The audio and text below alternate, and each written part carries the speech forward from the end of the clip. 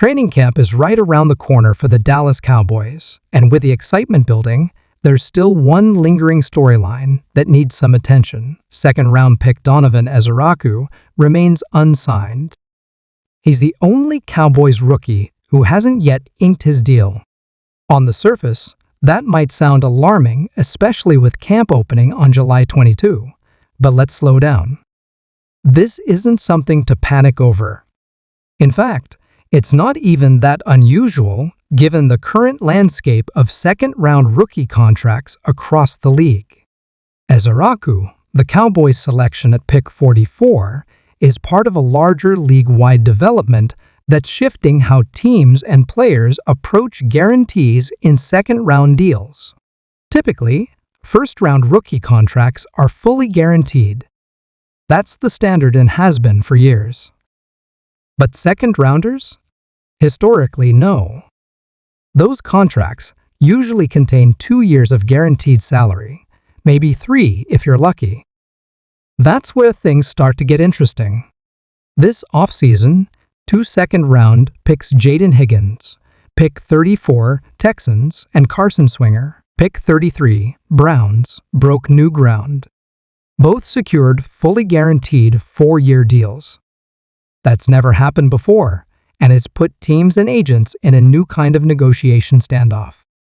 Those 2 deals effectively set a new precedent, and now other second-rounders, including Ezaraku, are watching closely. The Cowboys aren't being stubborn or slow to act here. They're simply waiting for the market to stabilize.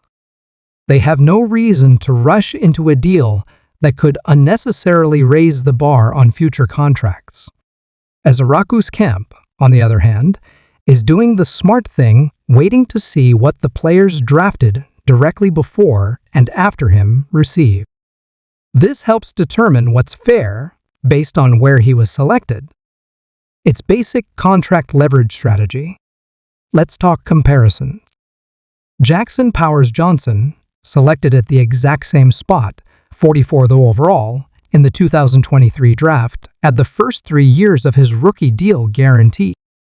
Others in that mid-40s range this year like Kamari Lacey, Max Melton, and Jonathan Brooks have shown a mix of full and partial guarantees on their 3rd and 4th years.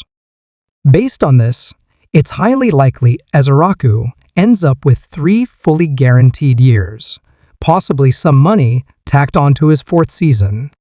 The Cowboys, being a traditionally conservative front office with these kinds of negotiations, probably aren't going to hand out 4 full years. Nor should they. In the meantime, it's important to remember that Ezaraku has already been participating with the team.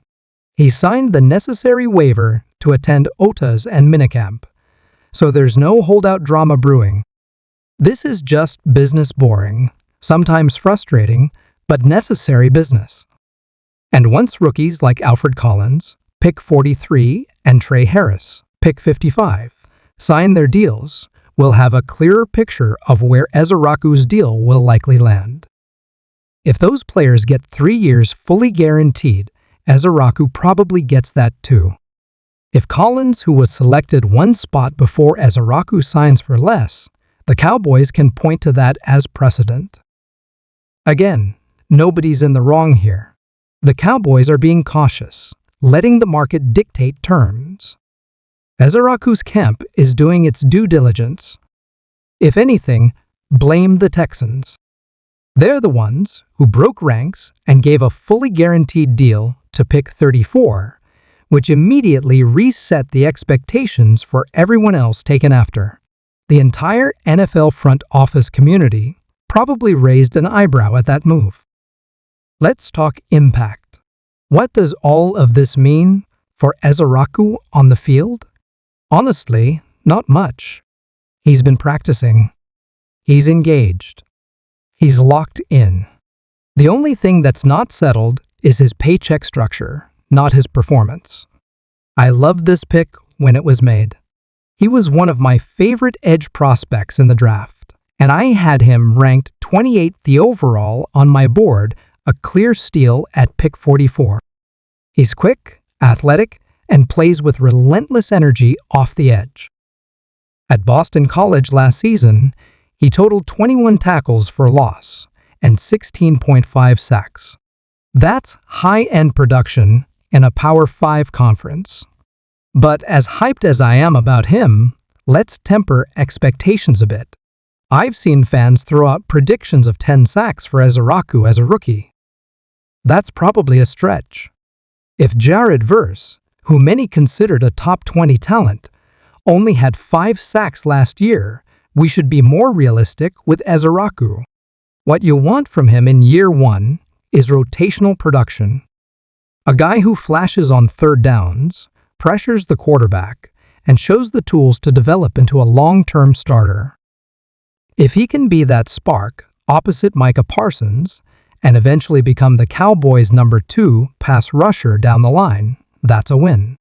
Looking ahead, imagine next season. Maybe the Cowboys move on from Dante Fowler. Maybe they finally lock in a long-term extension for Micah Parsons.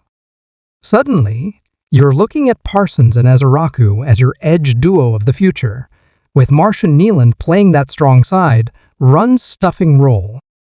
That's a young, fast, versatile front 7 core. If that's the future, the weight on Ezeraku's deal is a minor footnote in the grand scheme. So what happens next? Well, once we start seeing other unsigned second-round picks agree to deals, particularly those selected around Ezeraku, the pressure will lift. The Seahawks pick at 35 will be telling. If that contract comes with a fully guaranteed third year, or even partial guarantees in year 4, it could be a domino moment. If Seattle holds firm and avoids too much guaranteed money, then Dallas has more leverage to do the same. From there, it's a waiting game, but we're talking about days or maybe a week or two, not months. Cowboys fans, I get it. You want all your guys locked in and ready before training camp. But take a breath. This is one of those rare contract situations where nobody is really in the wrong. No sides are being unreasonable. It's just a consequence of the market shifting and teams adjusting. The deal will get done. And once it does, Ezeraku will be right back to work, focused on helping this defense chase a Super Bowl. Let me know in the comments, how many sacks do you think Ezeraku gets in year 1? Do you think he breaks out, or is this more of a developmental year? I'm curious to see how high you all are on him. Also, if you haven't already, smash that like button if you enjoyed the video. It really helps the channel out. And if you're new, hit that subscribe button and turn on notifications so you don't miss any future Cowboys updates. We're on the road to 218,000 subs, and every click gets us closer. Appreciate all of you. I'll catch you in the next one.